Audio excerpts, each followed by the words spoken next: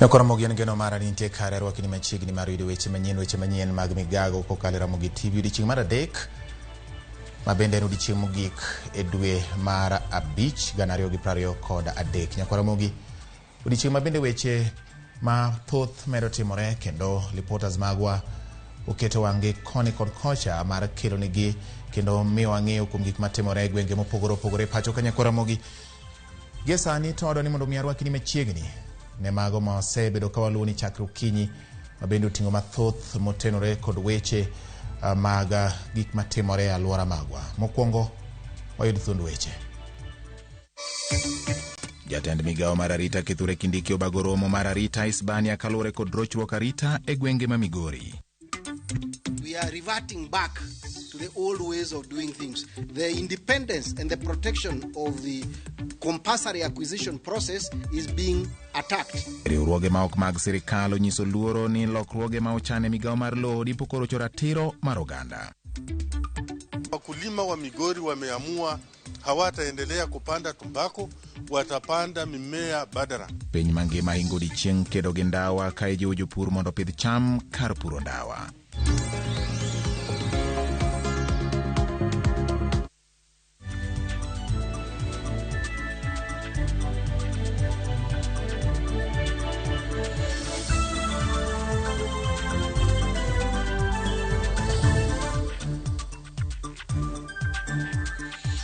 Ramogi rwaki ni machiegni mar yudo weche manyien adimba. Weche manyien mag Migago inyalo tudri kodwa e namba 3600 kata bende kokalo e line mag tudruok mag oganda kata social media. Facebook en Ramogi TV Kenya, YouTube kaachiel kod Twitter handle @RamogiTVKE.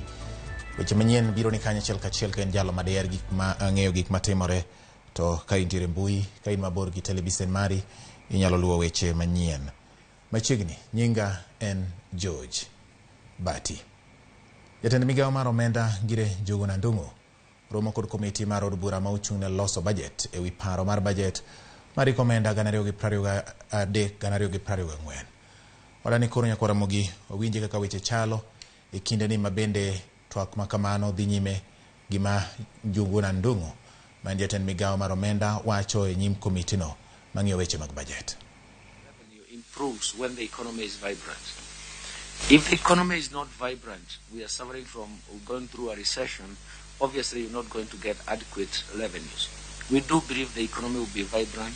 We do believe that it will be amenable to taxation. But what do we need to do? We need to make sure that the tax policy and tax instruments that we develop are appropriate to help the market but not distort the market. And that is what is going to be very, very important, because essentially you cannot have one side, one of coming up with expenditures. You have to come to the other side of saying we have revenues that are going to match those expenditures. How do we raise them? We want to make sure that the market itself is protected. So it means that the instruments, the tax instruments that are provided are going to encourage. They're not supposed to be punitive. They're supposed to be incentives, because at the end of the day, you are receiving public good. If you are receiving public good, it means they have to be paid. And that is where we are. But let me say, my strong position and strong principle, where and all the time I preach that, is that a tax instrument must make sure that it does not distort the market by changing the structure of demand of that product. Then it means that once you distort the market, you cannot get adequate revenue. Secondly, you have to protect the market using the tax system. The tax system can be a reward or a penalty, depending on what you wanted to encourage to produce. And finally, the tax system must itself not distort the timing or quantum of investment. That is, for me, very, very important. When we uphold that, then it means that we will all be smiling when we are paying taxes. I think SAGAS has come in before, and equalization, I do believe, is something that we can talk about. Honorable Dan, equity and skewness of resources. It's going to be difficult to analyze from the sector proposals, but you can see that why we come up with instruments like, for example, targeted instruments is because we want to take care of some extreme cases. So these are these issues that are being analyzed. Of course, 20 years arrears, we are going to solve that. And I think, Mwenda, you had some point about this, the 20 years arrears they talked about 7.9 billion. It cannot resolve the arrears. But what kind of strategy are we taking up for the arrears? You want to answer that, Mwenda? Yeah, thank you, CS. Chairman, the issue of arrears to equalization fund has been a long outstanding issue, and there are a couple of reasons why we are where we are. Partly the fact that there has also been issues in courts that have delayed also processes, but what Treasury has done is that we have committed, and we have a letter submitted to Parliament, to Senate, to cover the arrears, and we have proposed to cover these beginning, so over and above the 0.5% required under the Constitution, we have proposed to allocate an additional 9.2 billion beginning the financial year 24-25. And there is a letter to that effect that has been submitted, Chair, through the Senate committee. And I think, I don't know whether a copy was given to National Assembly, but there is a commitment under a letter from the National Treasury. Thank you, Albert. And then the logic of better, again, for us it's very, very important to understand that there are sectors that cut across. There are sectors that also starts from the lower bottom, where majority of the people live in absolute poverty. So essentially, the better was actually informed by that. How can you get the largest impact in the short term and create a momentum for future growth? And that's the logic. And of course, you may not see, just by listing the 5 sectors that we believe have the largest impact, it is going to, you can actually even relate to them. Let's talk about agricultural transformation. Somebody even talked about 65% of exports are coming from agriculture. So it means that if you improve agriculture, you're improving a whole host of things. Micro, small, and medium enterprises. Again, they are translating across all spheres of our lives. Housing and settlements. If you go to our numbers in GDP, you'll find that ownership of dwellings is the largest number. It means that it's going to cover most of the areas. Healthcare, I need not say not even talk about it. And the digital superhighway, and even creative economy or creative industry. So the basic thing is not to say this is the only game. What we are really saying is that other sectors are also important, but these are chosen on the basis of the fact that they are going to create a very strong impact to the widest part of the economy, and they are going to create a momentum for future growth and vibrancy. And of course, training, I think that's a question that has been answered. Equalization has been answered because essentially we want to make sure that we focus. And value for money and the projects that are not complete, I think you are familiar with this. It is for us, when projects stall, it means that the target you wanted to complete those projects because you wanted them to give you some benefits. In fact, in economics, we say it's a deadweight loss to the society because the projects are not, the project is not complete. So in a sense, that's why the government stopped new projects so that it can complete the previous old projects, so that we can see value. So for me, that is important, so that we do not have projects that we cannot complete. And then we should also go back into our basics. We need to see the project cycle from the beginning to completion. And that is what is going to be very, very important for us. Bonawario, I think we have been talking to the education sector. They have always been on our case. In fact, if you want to sit with me and see why I get sleepless nights, you'll know when my colleague from education calls me. You see, we are in the middle of transition in the schools. That's why junior secondary school is becoming very, very important. So we are all taking steps in terms of resolving that. And concern on security, the North Rift. I think there is a comprehensive agenda for the North Rift in terms of solving the security issue. So essentially, we may not bring it in the budget, Mr. Chairman, but I can tell you that there is a very comprehensive agenda in terms of resolving the problem once and for all. So in a sense, we'll be patient. First of all is to restore peace, and then the next thing is to move into restoration of economic activity.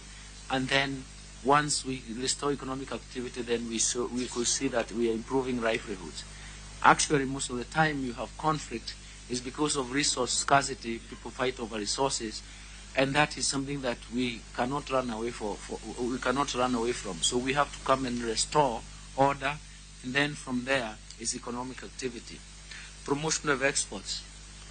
You know where we have come from in this. We have many years of that. I think in my earlier years, I even used to assess the Export Promotion Council. I even created a database in terms of how they do this. So we know that we have not managed to do as well as we had anticipated, but at least exports is a major growth. That's why I gave an example of industrial parks. Countries can actually come up, and actually also counties can actually define what is their relative resource abundance, and can they use the aggregator principle to create value chain and value chain. And that is what agro-processing is going to be all about. I've gone to some countries and I can say that if you have some aggregator principle, and that will be supported by industrial park, we can actually improve exports. You are right. Once exports have improved, and then of course foreign exchange earnings becomes very, very important. And that, of course, is important because Honorable Seka said for better to succeed, then obviously the implementation of such targeted approaches is going to be very important. And of course, we do know that budgets, of course, if a project takes a long span, the variation in terms of budget cost becomes quite problematic. And of course, we are also being pushed very hard by quota awards. Kenyans have become very litigious. You cannot prevent that. But the most important thing is also to make sure that, just like Chinua Achebe once said, when men have learned to shoot without missing, then the birds were flying without perching. So we have to run the game. And that is the only way, because we know that it's our country, we have to defend it on all sides. Of course, Honorable Joguna, thank you very much. He has gone, but tell him I have answered his question. I think what we have taken steps to is actually to stabilize the volatility of the Kenya shilling.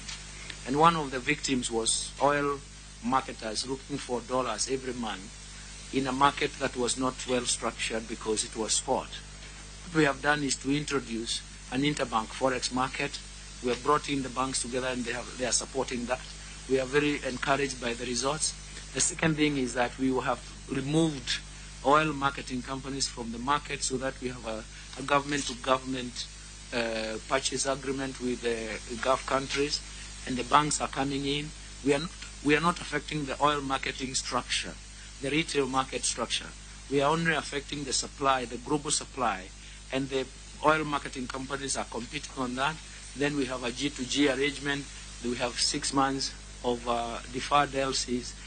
This is the 3rd month, and today we were analyzing that. I think 12 vessels have arrived. Is it 12? 12 vessels have arrived. I know I was at the coast to receive 2 vessels in the 5th and the 6th. So I know it is working very well. But what we have done is to make sure that we have no problem of supply.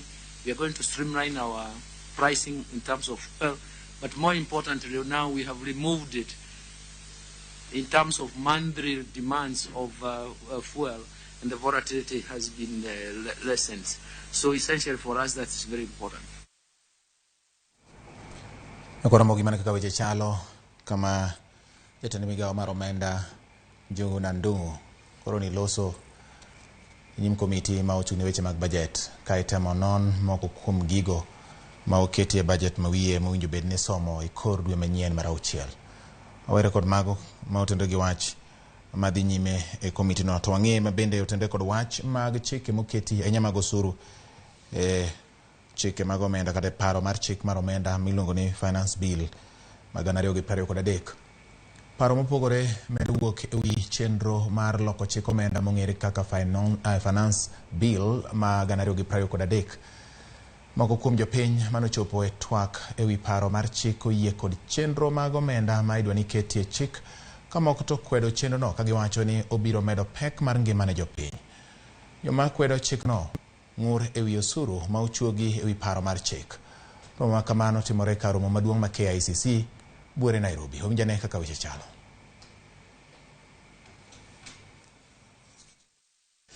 Good afternoon. Yes, I'm Joel Alo, a first year law student at the University of Nairobi. I'm from Homa Bay. Yeah, Repeat your name, please. I'm Joel Alo.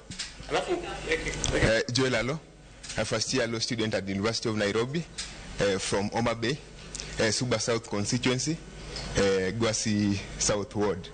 Okay, I'm here to, I'm representing the comrades and my illiterate grandmother at home. First and foremost, we propose the bill, most necessarily the house levy. Speaking of the house levy, it will be of help to us, the comrades, in terms of accommodation and maybe job creation. Or our campus at Parklands, we have got inadequate accommodation facilities. So, as first years, we are forced to move to Lower Kabete campus, where we are being ferried every morning for our classes. So, these, I think, if the students are incorporated in this will help curb the accommodation issues. And again, on the employment issue, the house levy, the house funding bill, it will create employment for us. When we get home, now I can't just go back home and sit waiting for my parents to provide everything. Or again, on the petroleum, on the VAT addition. Okay, for the bill it's good, but the VAT addition is not okay. Again, if we were assured that corruption will be a gone story, I could support taxing anything related to income generating acts, but if looting will persist, the poor will die of depression and pressure. So I'm giving us it's a schemed view, and I see we need to work very hard to get that money.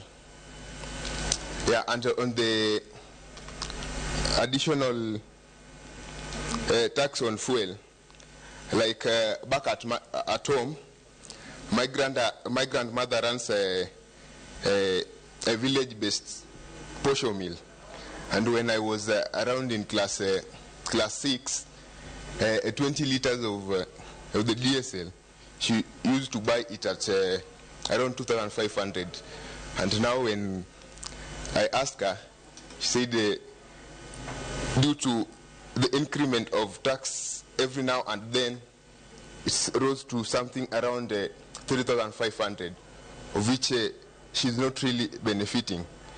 And again, I saw that the small-scale businesses, there's going to be additional taxes where they're going to be required to pay 15,000 per year. And naona hiyo itamuumiza sana. So you need to work on that. Okay, thank you. Asante sana. Umesema bora tuhakikisha kwamba hizo pesa zimetumika vile ambavyo tunafaa kutumika. Next. Good, I believe it's afternoon. Yes, good afternoon, Chair, members of the committee, my fellow colleagues from the press, and everyone else. Good afternoon. I'm pretty sure that not many were expecting. You need to start with your name. Okay. Yes, my name is Marvin Chege. I am the founder and editor-in-chief of viralt.co.ke. It's a digital native Media House. Yes, so I'm pretty much a member of the press, just like the ones in attendance. And now, what I found the biggest problem in the finance bill is what plenty of us have talked about so far, which is the 15% tax on content creators. In my view, there's nothing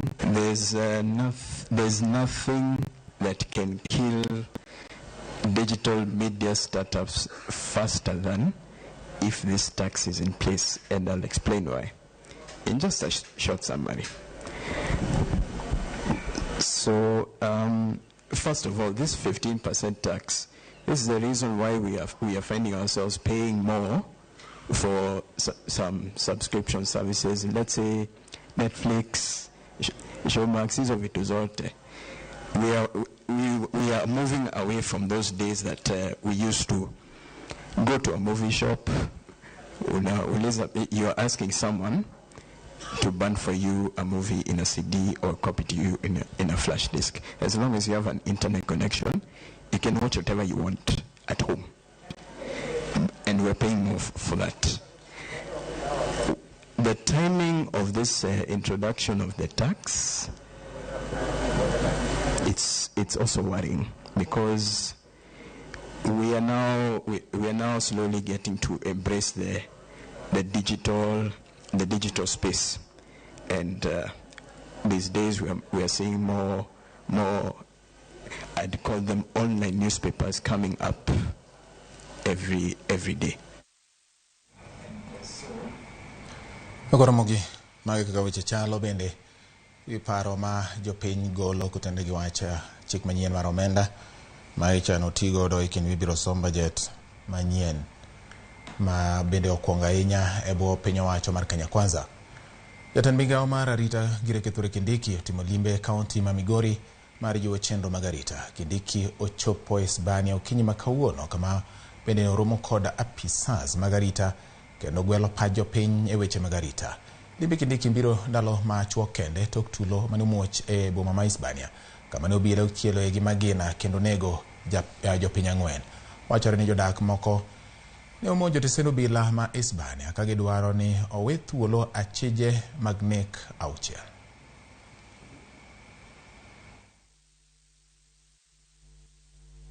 Serikali imechukua hatua ya kuhamisha maafisa wote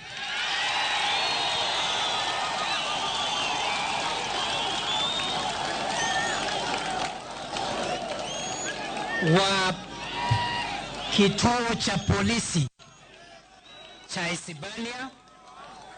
Tulikuwa tumehamisha OCS wiki iliyopita, tukahamisha deputy OCS. Amri ya serikali ya Kenya, ofisa wote yule wa ngazi zote ambaye alikuwa anahudumu katika kituo cha polisi cha Hispania lazima aende na apate nafasi ya kueleza yale malalamishi ambayo wananchi wametoa akiwa mahali pengine, sio akiwa hapa. Mopogore kod nono wach rakruok e kind obila kod jopiny ma Hispania, jatend migawo mar arita bende otaro kod apisa mag arita kwe mar yudo duoko makare mar bedo chenro mag arita e kaunti ma Migori. Wadani watudre kod jafwambo marwa Jojuma e yor simo mondo mi onyiso ne to weche ma jatend migawo Kithure Kindiki kod apisa mamoko mag arita kwe moromo godo Migori gin ang'o ma gimiyo pek, to gin okenge mage ma owachi ni diketi e neno ni chenro mag arita kwe omed jiw e alwora mar kaunti ma Migori, ma bende en kaunti mogo tong' kod piny libamba ma Tanzania. Jojuma kiwinja miwane ler kuma gimaromo ni olosi ahinya bang' jatend migawo mar arita Gire Kithure Kindiki chopo e gwenge ma Migori. Erokamano George Badi awinji makare kowuok e kaunti ma Migori kabende en limbe no motim kod jatend Migago Kithure Kindiki mana bang' ndalo machuok bang' ka bende wang'eyo ne yani nitie rakruok manowuok e kind obila kaachiel kod jopegwego mag Hispania. Obe noweyo ka oganda maro mabich ne owito ngimagi bang' ka ne ochielgi kod magina. Kabende masira machal kod mae manowuok e jatend Migago michocho mar rito kwe ne ochopgego mag Hispania okinyi ma kawuono kendo ne obedo kod romo kod oganda mokwongo ne obedo kod romo kod apisas mag arita kwe mar ng'iyo ni tang'o mane nyalo kelo gima chal kod mae. Kabende bang'e no obedo kod romo kod jopiny e chuny boma mar Hispania e kar chungo geche no mar Sen mar Hispania kama bende jopiny ne okwongo chiwo pachgi ka dwaro margi mokwongo ne en apisas go mag arita kwe mabende osebedo kosebudho katiyo e police station ma Hispania koro dar duto kendo wilgi mondo nyalo kelo weche mag loso ji mag arita kwe mok yudo kaber e boma ma Hispania. Kabende wawinjo ka e sama nogolo twak mar jatend Migago Kithure Kindiki ne olandore jopiny. Gino bende jopiny osebedo ka rito mondo koro winji. En apisas go mag arita kwe mosebedo katiyo e stend obila no ma Hispania. Duto gite koro lokgi. Tok mano obila gi kende. Kata mago bende tiyo e migago go mag ng'iyo kaka rang'iny mag mwandu ma idendo kaka Kenya Bureau of Standards. Mano mochung' ne mago mag choko osuru, the Kenya Revenue Authority. Kaachiel kod mago bende koro chung' ne kedo kod mwandu go mabende gin mago mabandia, the anti-counterfeit. Mago bende koro golo chik ne gin duto de nyaka koro lokgi. Kabende wach ne loko machal koda mae. En achiel kuom okang' mabende koro kaw kaka piny owacho. Mano wechego mag arita kwe mosebedo kok bere gwego mag Hispania. Koro duogo makare. E seche mabende jatend Migago ni koro oseyo obila. Kabende wacho ni obila ne nitie thuolo makare mar geng'o gik manotimore cha. Omachielo bende oseyo jopiny kowacho ni onge chik moyiene japiny mondo odhi e stesend obila kendo koro monji. Kabende japiny owuon bende ne otiyo kod teko moko winjore. Kata bende ne gintiere kod ywak ma bende piny owacho oikore mar winjo. To nogikawo okang' makare mar dhi kendo monjo stesend obila. Kabende wacho ne tim mar monjo stesend obila kata jopiny kawo chik e lwetgi. Ok en mana mane gwego mag Hispania. Owade gwegi mopogore kaka mano mar Kericho be kinde machiegni. Yande jopiny nodhi mogo nyaka gacho nyamburko mar obila. Kabende wacho ne kaka piny owacho ok gibi yie ne japiny bende koro kawo teko kendo tiyo kode e yo mok ni kare. Kabende osingo ne piny owacho gibiro winjo ywak ma jopiny tiego to japiny owuon be koro nyaka bed okang' manyien mar timo gimoro kaluwore kod chik. Osingo ne kadhi bende gidhibiro kod polis ma bende dhi timo kachero e tong'no mar piny Kenya kaachiel kod Tanzania mondo ne wechego mag arita kwe koro bedo makare. Ywak mosebedo kinde mokalo en ni thoth jonjore ma bende osebedo ka koro monjo gwego mag Hispania gin mago mosebedo ka bang' monjo kendo nego oganda kata kwalo mwandu giringo gidhi e pinyno mar Tanzania.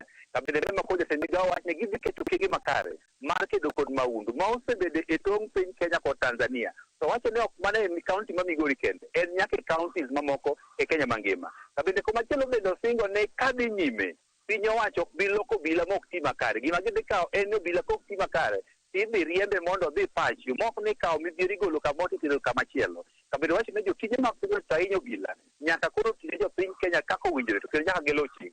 Bende wacho ne jogo ma bende ne omonjo stesend obila ma gin jopiny kata kama koro idaro obila gitero komachielo joma ne ong'e mano stesend obila go be koro nyaka kawnegi okang' mar chik. Obila timonegi apedha kendo nyaka makgi kendo nyaka chwalgi e stesend obila. Kabende jopiny wacho ni mae nyalo bedo okang' makare mar wechego mag arita kwe nyalo bedo makare e tong' piny Kenya kaachiel kod Tanzania to e boma ma Hispania. Bende jopiny kaachiel kod johala osebedo ka ywak kinde ka kinde kaluwore kod rochruok mag arita kwe e kaunti ma Migori.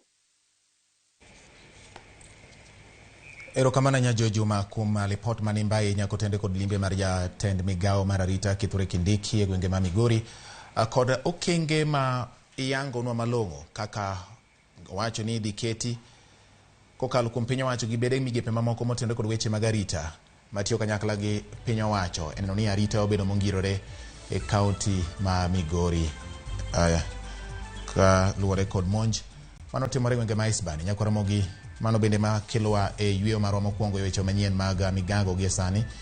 We wadhi e yweyo to ka waduogo pod wan gi mathoth omiyo kik idhi mabor med mana ketega.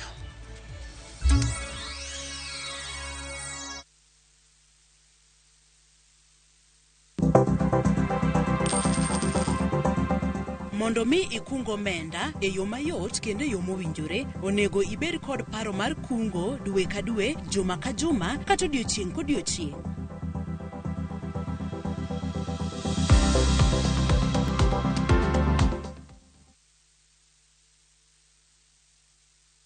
Kochakore chieng' wuok tich, dwe mar 6 e Ramogi TV. Ma en sigand hera. Bedo ng'at moher, pile pile abo bedo kod ero ng'ato. Abe abo eri nyaka chieng'. Wuoth mar nyako marawera manigi chuny motegno. Mama, kapo ni dwa kumo ng'ato, to kuma an. To loso chikene owuon. Kiwuoyo go wadwa majaga. Nyise ni inidwa kenda mapiyo. Kata bedo ni joot osiko ka gitemo ng'ado ne paro e gima gidwaro. En ng'ama chal nade midwa ni mondo kend mehe. Wachna. Mae ng'ama dwaro. Ining'eyo kaka ichwang' mar mama ni chal. Anyalo timo ni gima rach. Behera gibiro tony nyaka giko. Choti Sardani. Chakore chieng' wuok tich. Dwe mar 6 e Ramogi TV.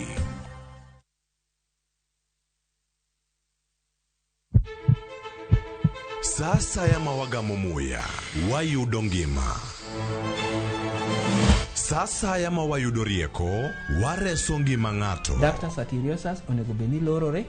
Foramen oval onego beni lorore. Penj laktar. Kelo ng'eyo matut. Gero ganda gi puonj mok inyal yudo kumoro amora mag weche thieth. Diwacho ni gima ko yud chon, tinyalo thiedhe ma ng'ato chang chuth. Kabisa. Or ote machuok gi penjo moluwore gi weche thieth. Tudri kodwa e nambani. Kata inyalo ywa tole nambani. Riwri kod Ruth Otieno wuok tich nyaka tich abich saa 12 odhiambo mana e Ramogi TV.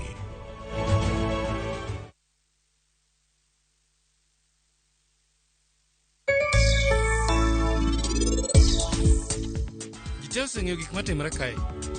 Lokane toki.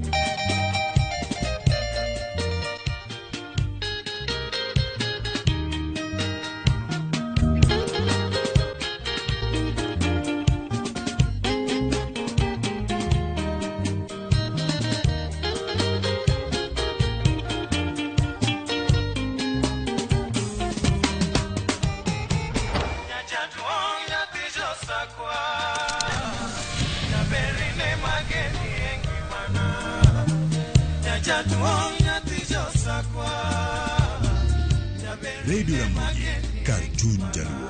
Radio Ramogi.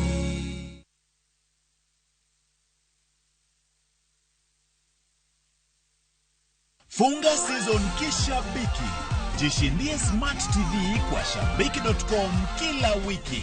Predict games za leo ndani ya shabiki.com kwa kutumia 100 bob pekee. Na uwe mmoja wa washindi wetu wawili wa Smart TV kila wiki. Jishikie Smart TV na so moja ndani ya shabiki.com. Tembelea shabiki.com ili kushiriki. Not for persons under the age of 18. BCLB number 416. Shabiki.com.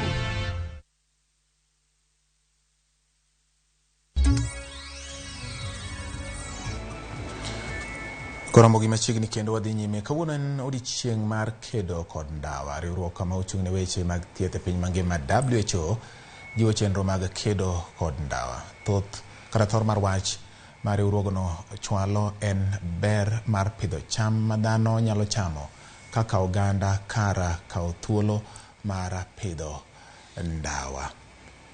Jopur mag ndawa ahinya to e kaunti ma Migori bende koro kwa mondo mi one ni gibedo akicha kendo giluore kod chike moketi. Ji maromo 349 milion 349 onge chiemo moromo e piny mangima. Milion 3.2 ni kod heka mag puothe ma ipidho e ndawa.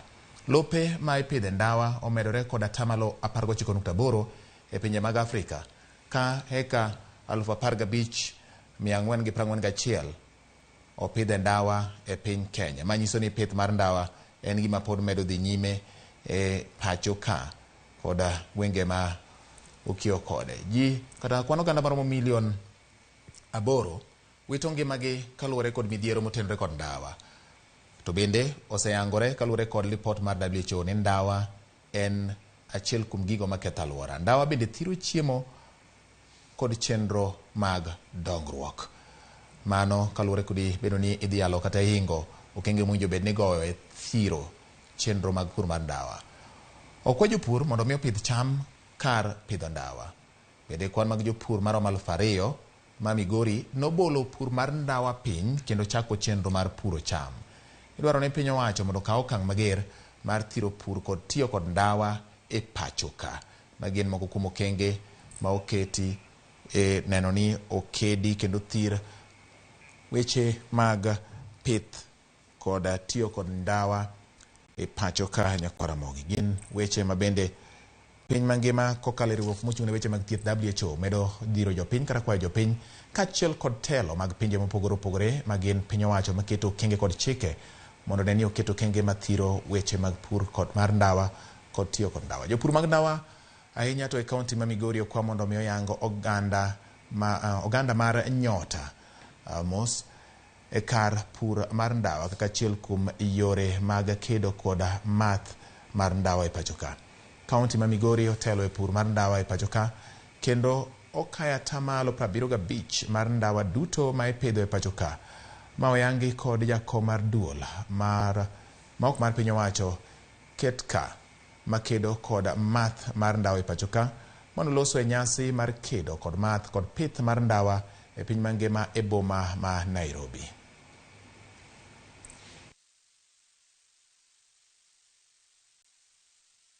Kenya, shirika WHO na lile la World Food Program pamoja na FAO pamoja na county government ya ama serikali ya gatuzi la Migori, halafu na wizara ya afya, wizara ya kilimo katika nchi yetu zimeanzisha mradi wa kuhakikisha ya kwamba mashamba yetu haina tumbako. Kwa hivyo wakulima katika kaunti ya Migori wanaondoka sasa katika ule utumwa wa kupanda tumbako na sasa wameanza kupanda mimea badala. Wakulima wa Migori wameamua hawataendelea kupanda tumbako, watapanda mimea badala. Na huko sasa wanapanda hasa maharagwe ambayo yanaitwa nyota beans.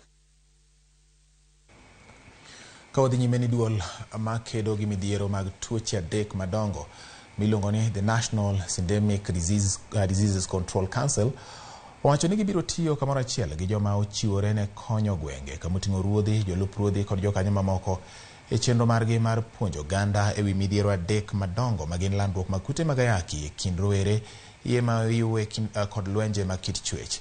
Koloso e kaunti ma Machakos, jatelo mar NSDCC bade ma Machakos owacho ni giikore mar tiyo kamoro achiel gi jochiw thieth e kidienje mapiny kaka CHBs kaluwore ni en gima lit ni sani nyithindo manitiere e kind higni 10 nyaka 19 yudo kute mag ayaki juma ka juma.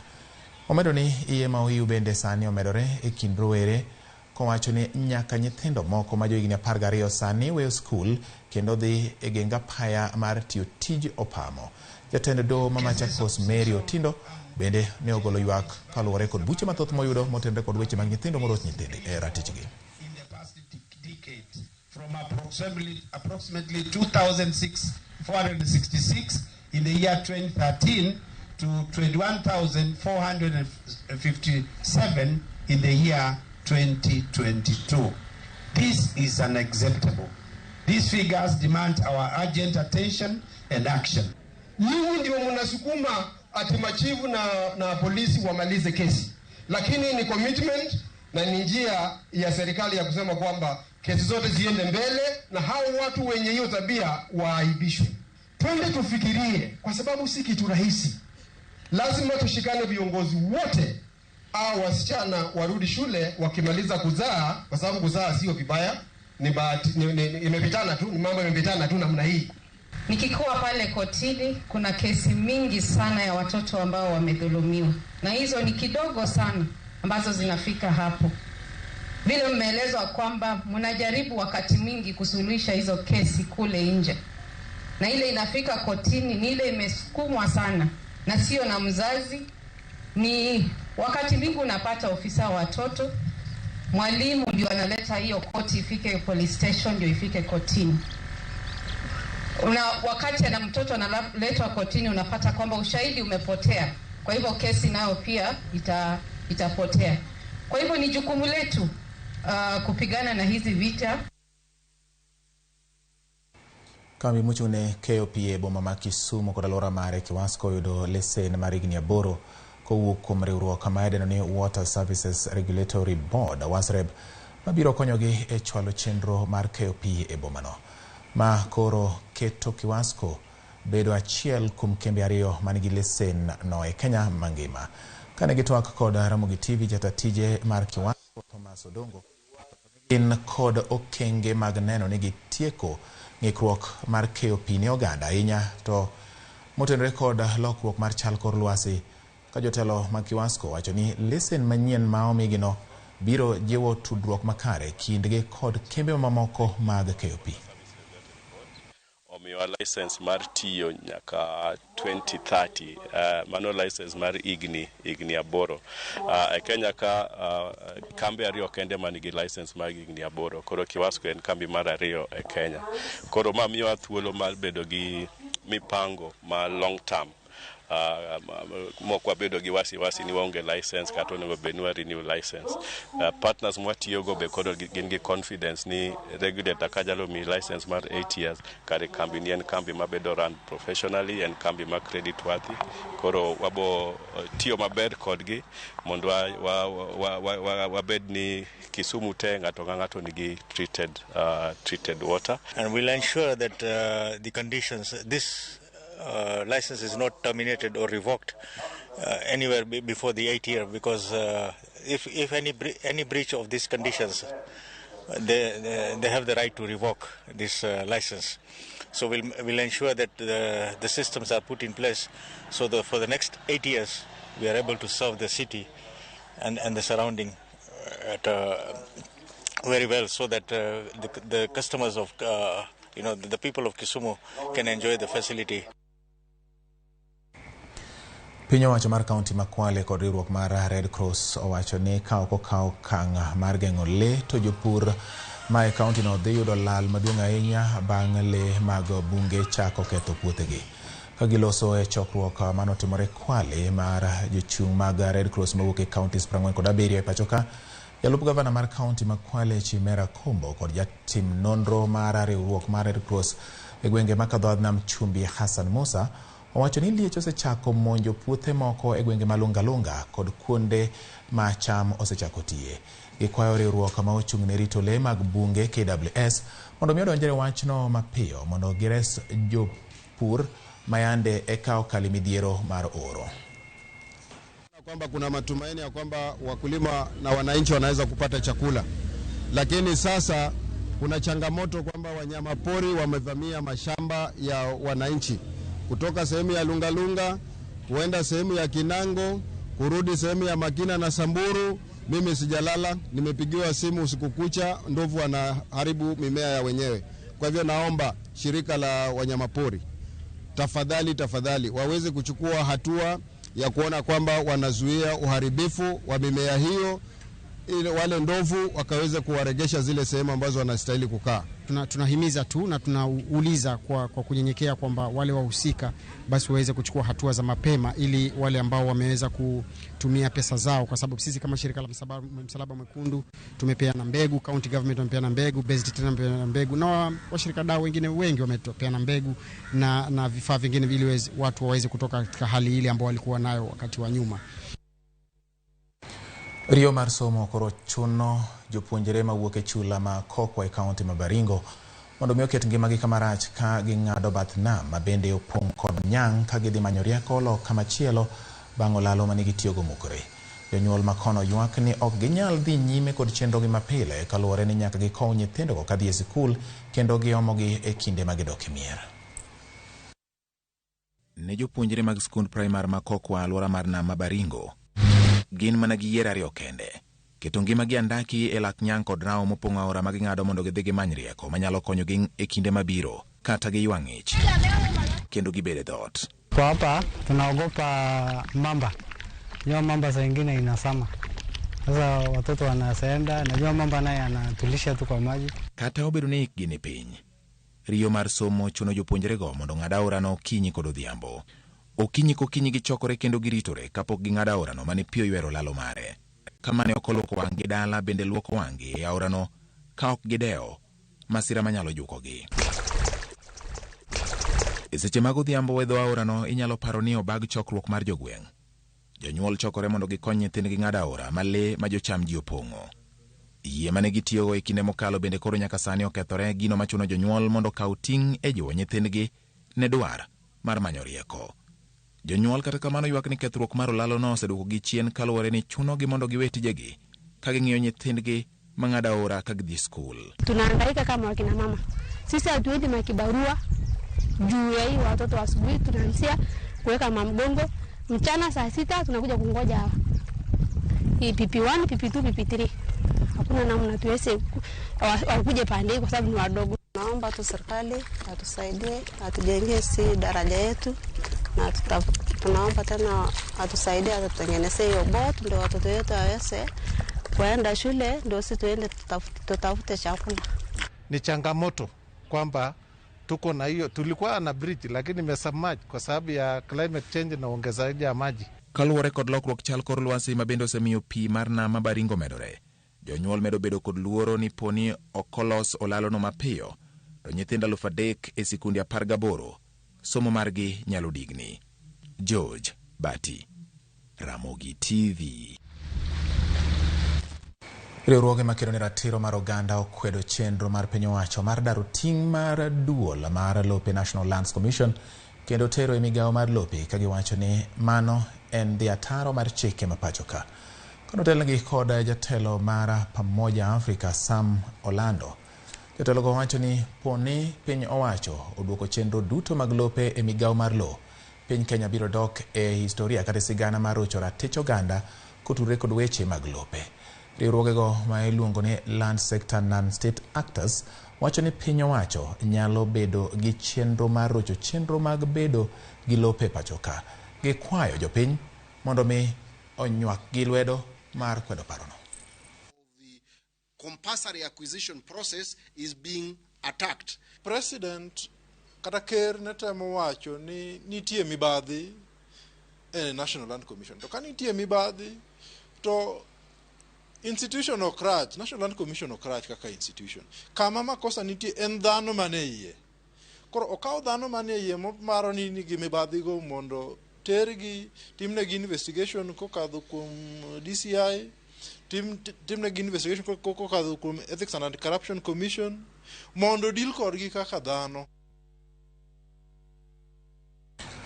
Jotich kidieny mar alwora kod lokruok chal kor lwasi kaunti ma Isiolo koro osetieko lipot mayango midhiero mar lokruok chal kor lwasi sekelo kod okenge mowinjo kaw kotende kod lokruok chal kor lwasi mar reso jodak makono. Kagilose kinde nono chenro mar lipodno, apisa mar kaunti no Laktar Zainab Dida wacho ni chenro ma oketi mar higni 5 chakre 2023 nyaka 2027 biro konyo piny owacho mar kaunti no. Ka director mar alwora kod lokruok chal kor lwasi Osman Bagaja owacho ni gwengego osebedo kakalo e midhiero mathoth koting'o oro mager. Isiolo e kaunti manokalo e midhiero matek mar oro ka bende jamni mathoth ne otho to mano bende e gino ma gikonyore godo e tayo chenro ma opogore opogore mag yuto. Government now to sit down with other partners and have intervention measures with development partners, and also as one of the conditions by the World Bank that we are able to also conduct this exercise at the world level, and upon meeting some of the criteria or the threshold that they are maybe assessing, then maybe we can be able to meet other resilience grants. Actually, the big amount for creating resilience building in our community level. Okay, the project that we can be able to do with this fund basically comes from the community. As a result of the engagement that we had with the community level, and it is now spelled out in the document.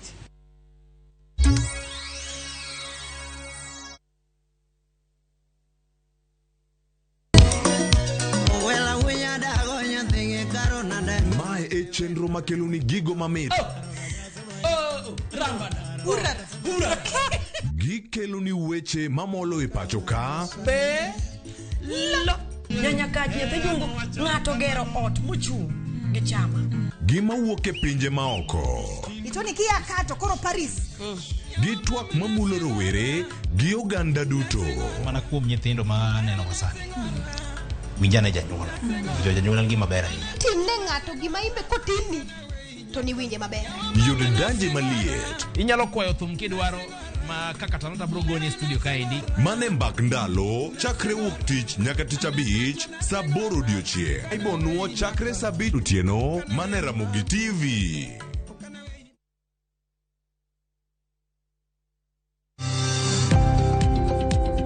Ohala gi mwandu wakelo ni jolony e weche ohala. It is important mondo wan kaka joluo wabed gi dongruok. Wafwenyo ni adiera matut mag timo ohala. Tijni kidwa time en mana mashin mar luoko to gi kuminya yude pi. Wawuoyo e wi yore makare mag timo ohala. Kisechopo level mabedo brand ono bende gimoro amora mitimo en gima timo ang'o makelo pesa. Wakonyi dongo handi ka wami yore mag kano mwandu. Investment group kawache mana gi nyinge no en choko pesa kasto ikete kamoro kasto golo nyinyo. Mabiro konyi e kinde mabiro. Omiyo wakwayo ni ji duto ket pesa gi savings mondo wapuonji kaka gibiro tiyo kodo. Riwri kodwa chieng' tich ang'wen saa 1:45 otieno mana e Ramogi TV.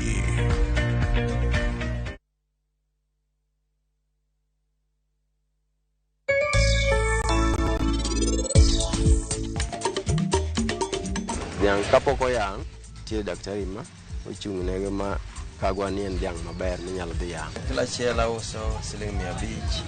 Mano ringo mar mix ma en gi bones.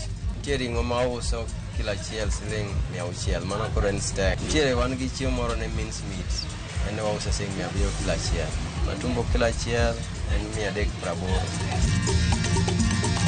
Dial star 334# to enjoy 1 GB at 50 Kenya shillings for 24 hours. Bundle exclusively available on Airtel Money. Okay, nimeshasetiwa hiyo 1 GB. Sana data yako kakuku tu.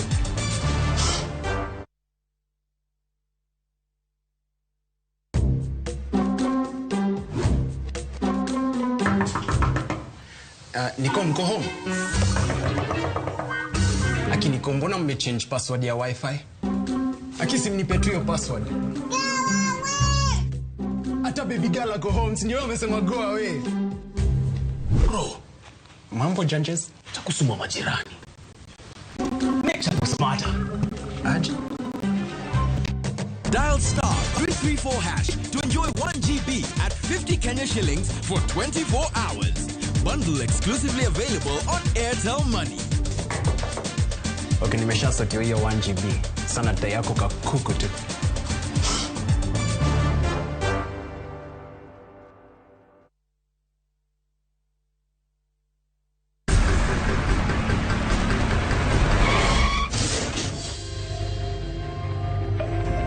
Pole sana madam. Usijali. Wacha wasiwasi.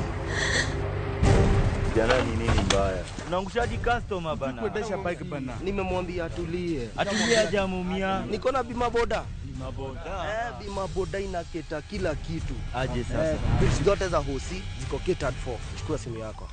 Una dial star 487#, choose insurance. Alafu na select hapo bima boda, fuata hizi instructions zote. Once you pay unapata that party sticker yako instant. Kain gyo kumba mar boda boda mari. Kata kama sira ujuki, one kodi. Kike baji goi, bang masira. Yudo kumba mar bima boda, ne boda boda ni kawuono. E nengo mo yueyo mar shillings 100 kende. D*487*4#. Mondo mi yud bima boda.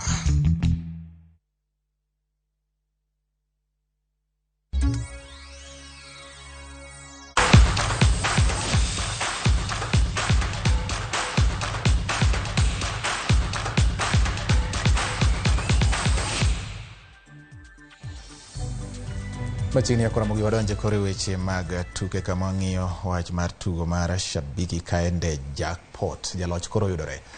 Rogers Kiyeng e jaloch ma jumani mar Shabiki kaende jackpot.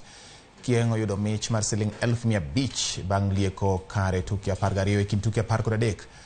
Jaloch no man jariembo mar boda boda kendo en japur e kaunti ma Nakuru. En jaloch mar 13 nyaka ne chak jackpot mar Shabiki Kaende. Owacho ni obiro tiyo gi omenda no e chulo hola manong'iewogo apiko mare kod keto omenda modong' e chenro mag pur. Mondo mi donji e tugo ni Ramogi nyalo oro ote machuok ka indiko ni KJP kasto yore namba 290063 kaeto iketo Sh50 kende. Mae en jackpot mochuno ma ok ochuno ni nyaka ilo tuke duto, to iloye juma ka juma. Oyot, inyalo teme. Hii pesa nifanye biashara nyingine kama kiti yangu juu pikipiki ilikuwa ya loan, ninunue sasa yangu. Nimekuwa nikishiriki mara mingi na nimekuwa nikishiriki na shilingi 50. Wakenya wengi wanazidi kushinda kwenye Kaende Jackpot na Shabiki.com. Pia wewe unaweza kuwa mshindi wiki ijayo wa the guaranteed $500,000 kila wiki. Kucheza ni rahisi, unatumia shilingi 50 tu. Nenda kwenye M-Pesa menu yako, weka paybill number kama 290063. Account number weka kama KJP kumaanisha Kaende Jackpot, kisha tuma kwa kuweka M-Pesa pin yako, na unaweza kuwa the lucky winner of the 500,000 Kenyan shillings guaranteed kila wiki ndani ya Kaende Jackpot.